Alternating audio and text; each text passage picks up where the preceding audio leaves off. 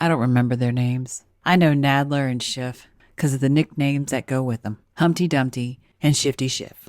The others I will assign color variations to or other nicknames I make up. I think in the 3 days of their rambling, they stressed themselves out. And then to be deflated and stressed on top of it from Trump's lawyers' start of their rebuttal, it has really gotten to them. And we'll see more of that as we go through. We'll point that out on why. For right now, I want you to understand that I'm going to be referring to the blue shirt lady who reminds me of every guidance counselor I've ever had to deal with, or a secretary. This for that quid pro quo or bribery scheme. As if you would expect the two leaders on the phone to say, okay, this is how the bribery is going to work. This is how the shakedown is going to work. You're not going to get this unless I get that. And of course, that's not what you generally see in a shakedown scheme, even if it were done by organized crime. But what you do see is the following. This is hilarious. So blue lady, she's given a lot of positive head movements, but she's also lifting her chin up higher. It's staying at an angle that in prior we did not see. Could be mistaken because usually it's with defiance. And I guess technically it is the defiance of the rebuttal that was just given to them by the president's team. They make the argument there's no mention of security assistance or military support during this call. But of course, one of the first things that Zelensky brings up on that call is how grateful they are for the military defense support and how they are ready to buy more javelins. Now you see Schiff and the stress that is starting to come out of him. So he starts out this little tiny paragraph with a loose fist, and then it comes in closed. This gives him stress. Well, why would sitting there listening to Zelensky and re-saying that thank you for your help, basically in a nutshell. It goes against the narrative Schiff had. Now he's got to spin it. Deception gives the body stress, no matter who you are. And it's not necessarily the deception itself, the fact that you're lying or manipulating, that there's an empathy button that's being pushed. In this situation, we have someone who is depending on you to believe it. So you're going to have the stress of, I need you to believe this. It's imperative that you believe it. Lying to you doesn't stress me out. It's another day at the park. But having you believe me, that stresses. Now, the president's team acknowledges just how important those javelins are, what a great weapon those javelins are against tanks. And apparently this gives everybody a lot more stress as he goes into this, because they all start shifting their weight. Now, today was technically a very light day compared to what they've been sitting through. So the beginning of this press conference, you wouldn't think to see so much body movement in the sense of relaxing and stretching muscles. But that's what happens when the body is under stress. But what they don't really want you to pay attention to is immediately, as in the very next sentence, immediately after President Zelensky brings up this desire to get what the president's team acknowledges among the most important weapons they get from the United States, where does Trump go? But I want you to do us a favor, though. So he goes right to the favor. He goes into what his spin is. He opens his fist up, the hand becomes open. Because this part, he doesn't have to stress on. And that's why you get some liars that are really good. Because it's not about their empathy towards lying to you. It is literally about your belief of them. So where he can use truth and spin it very easily, that is going to be the least amount of stress. He's very comfortable with the spin. It's the hard facts that give him the most stress, because that's harder to spin. I would argue there's no link between military support, because he didn't say, I'm extorting you, but instead moved right to the favor he wanted right after Zelensky brings up the javelins, the most important military aid I think they acknowledge. And then after that, he opens the hand up. He becomes Muppet hand. The fingers don't move, they're stuck. It's the Muppet hand. We've seen quite a few people do this. Muppet hand. And there's the spin. Goes with portrayal. Fakeness. Today.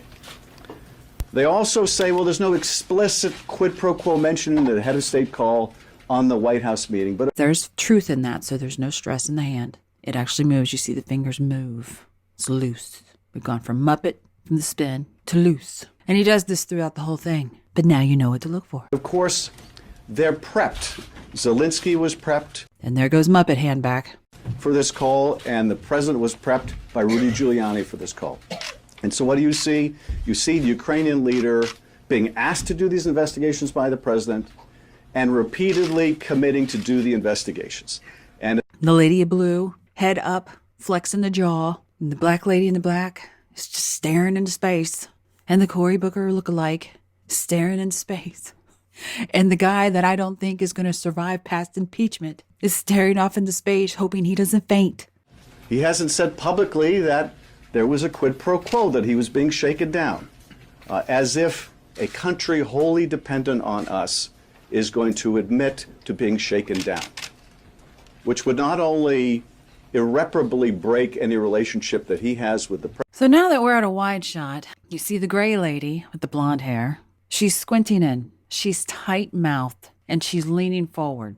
She's really stressed. And since we don't actually get to see if it started that way or if it just happened, we're just going to assume that this is how she's been the entire press conference. And now that it's zoomed out as well, the gentleman all the way on the other side, that I don't know his name, we'll call him Stripe, he too is showing the signs of stress. You got the hands across the belly. You got him staring down and away. They're not really engaging Schiff as he speaks. They're either zoning out or they're trying to look defiant, or in Nadler there, he's looking down and around. In their minds, they're everywhere but this conference.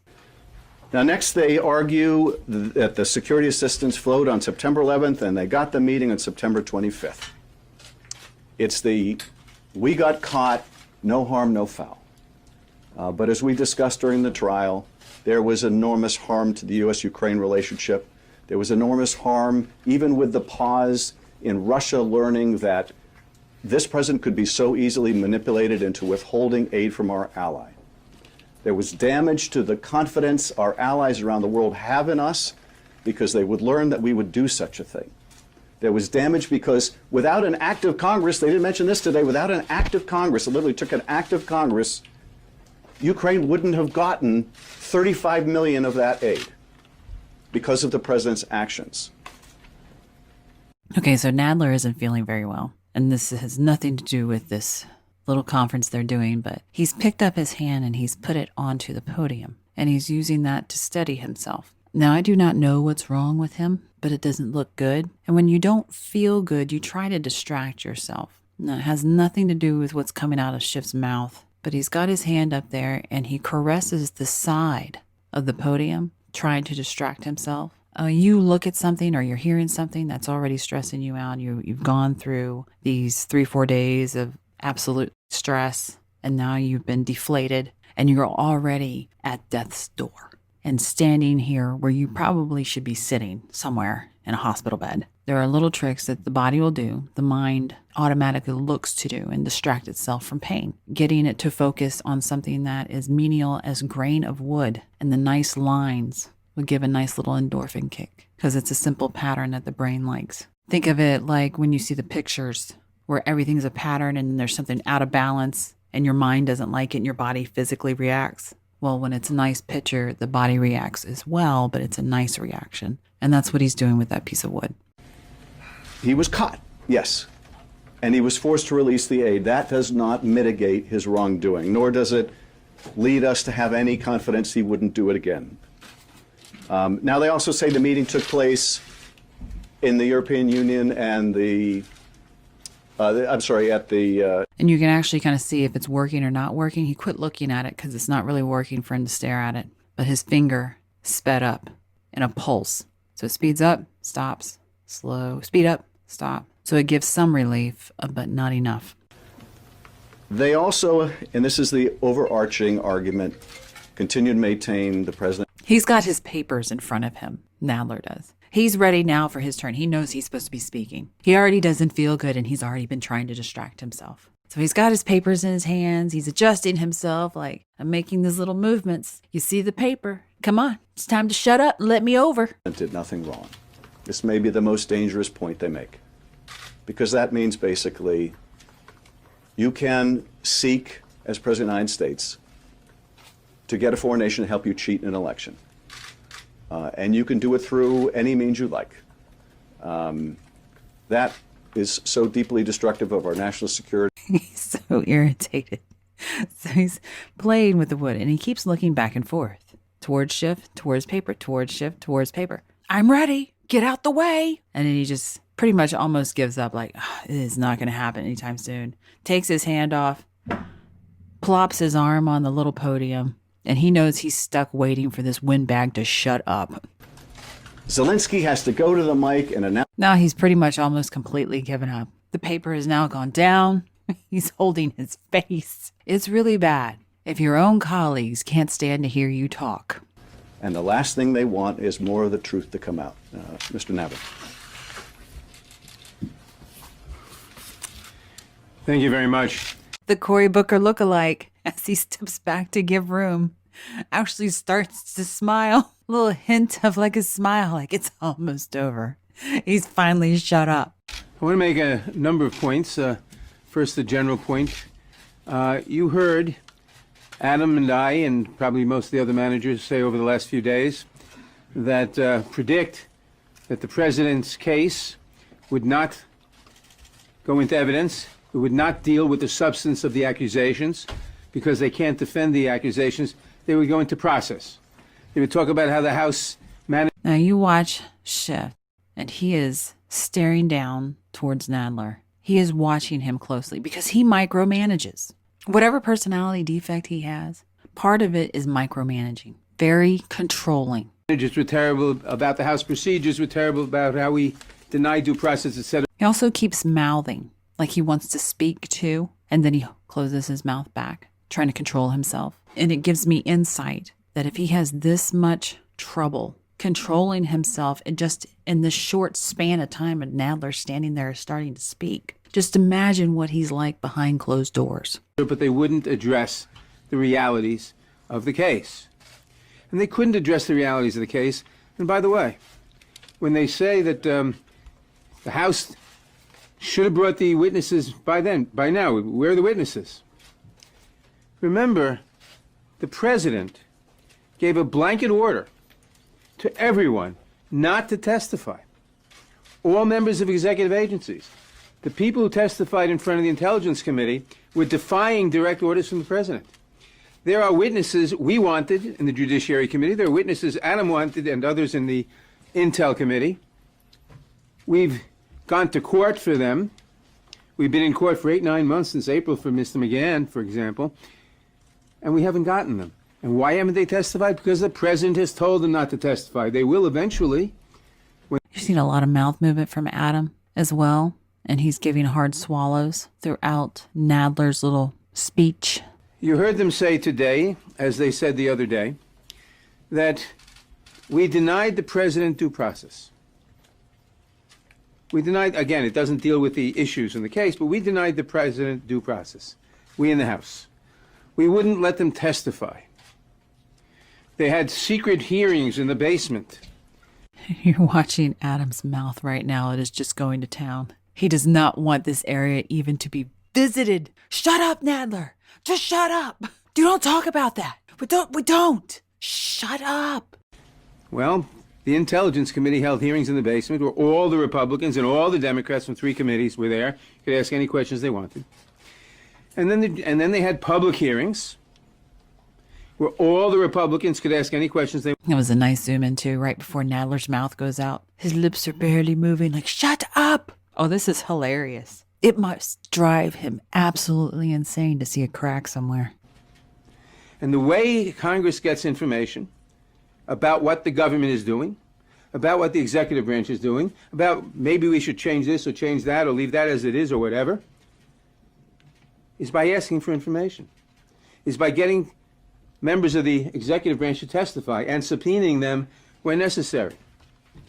And to defy all subpoenas is to try to neuter the Congress, is to try to make it clear that Congress has no power. All right, Schiff's starting to move in. He's trying to use his body to get the signal to Nadler to shut up. It's my turn to speak. I inch closer. In a minute, I'm just going to run you down and knock you over into the floor. And the mouth is open. The eyes are going up and down like, do you see me standing here? Only my opinion matters. The Congress that was elected by the American people has no right to limit me in any way. The absolute definition of a dictator.